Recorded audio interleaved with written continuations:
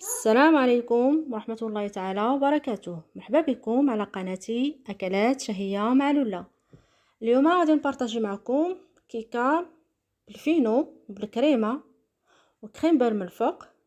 غادي ندوزو دابا الطريقة والمقادير بحول الله.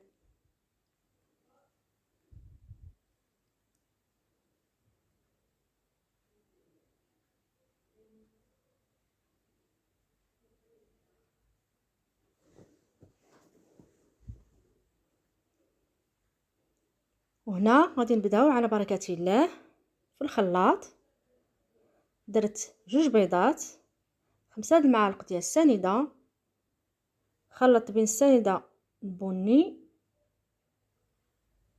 والابيض،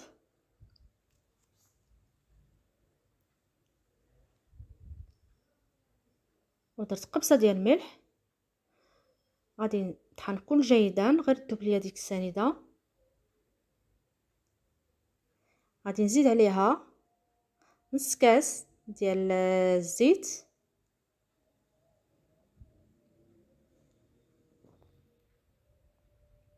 مع الخلط دائما.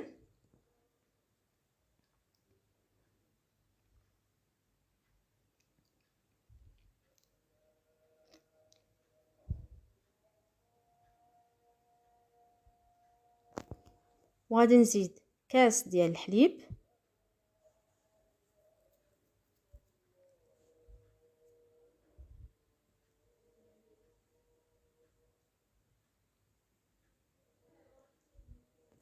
وهنا غادي نزيد كاس ديال الفينو. دائما كنعبر بالكاس العنبه او اي كاس عندكم تعبروا به.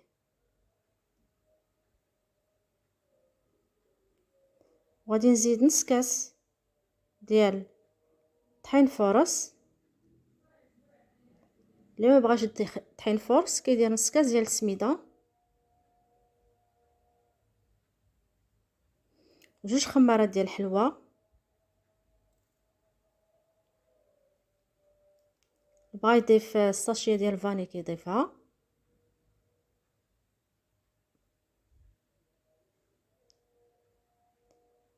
وغادي نخلطهم مزيان، غير ديك الخميره تدخل في الخليط.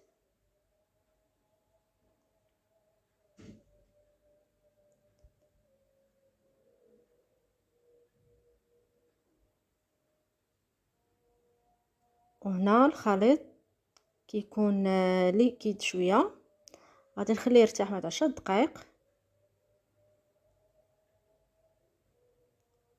ونرجع معكم.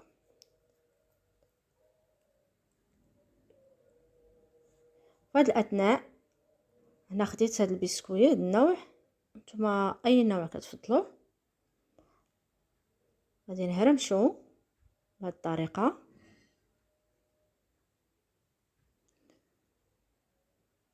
ونضيف عليه معلقه صغيره ديال الزبده بحراره المطبخ،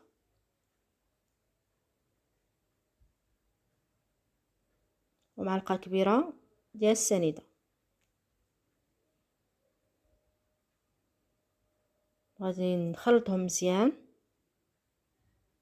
يجينا الخليط مرمل ديك الزبده.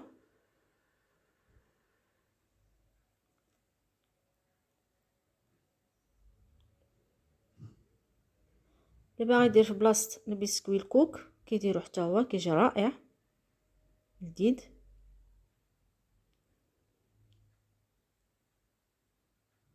او اي نوع من المكسرات.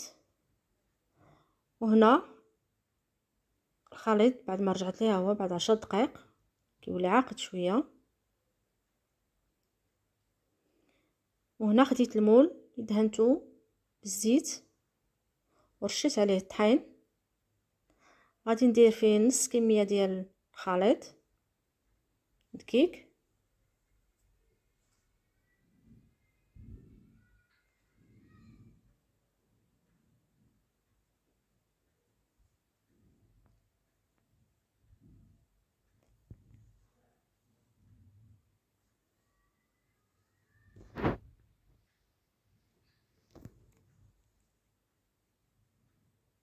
غادي ندير من فوق منه طبقه ديال الكريم باتيسير. اللي صوبتها ب3 المعالق ديال الكريم باتيسير، 2 معالق ديال السنيده ونسيت درت الحليب ودرتهم فوق النار تتجمع ديك الكريم وخليتها حتى بردات. تولي على هذا الشكل، ضروري تكون عاقده وبارده. غادي نديرها فوق الخليط، نسرحها مزيان.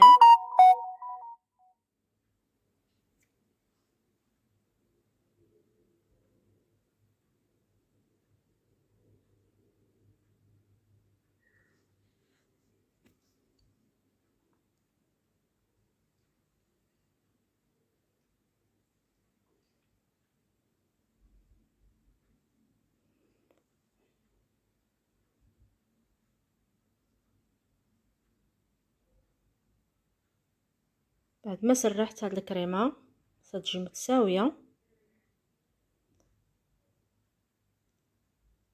غادي ندير عليها تاني طبقه ديال خليط الكيك. هاد الكاطو كيجي طبقات، طبقه ديال الكيك طبقه ديال الكريمه وطبقه ديال الكيك.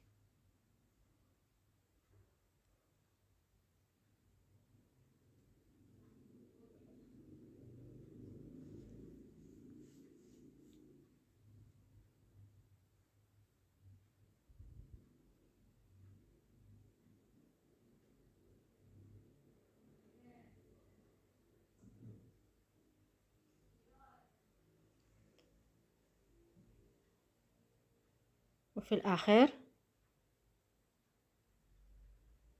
غادي نوزع ديك الكريم بان من الفوق.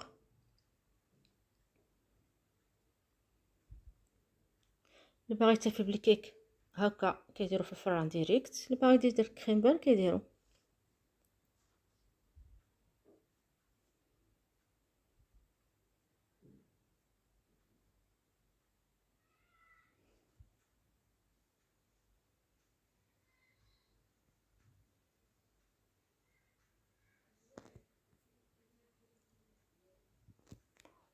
هنا نشعل الفران 5 دقائق،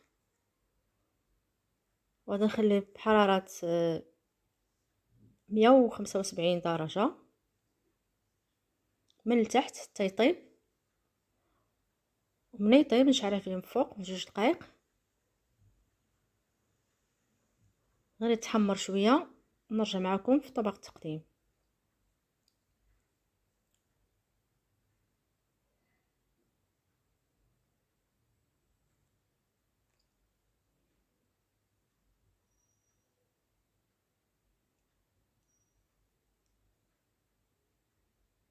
ها هو الكيك ديالي بعد ما خرجته من الفران، كيجي على هذا الشكل، كيجي محمر. وديك الطبقه المقرمشه من الفوق غتخليوه حتى يبرد، ضروري يخليه حتى يبرد تتبرد ديك الكريمه. عاد نقطعوه. ها هو بعد ما قطعته كتجي ديك الكريمه من الداخل، تجي معلكه ولذيذه في نفس الوقت. ونتمنى تجربوه، ولا جربتوه ما تنسونيش بلايك وسبسكرايب باش يوصل لكم كل جديد. والسلام عليكم ورحمة الله تعالى وبركاته، في فيديو جديد ووصفة جديدة بحول الله.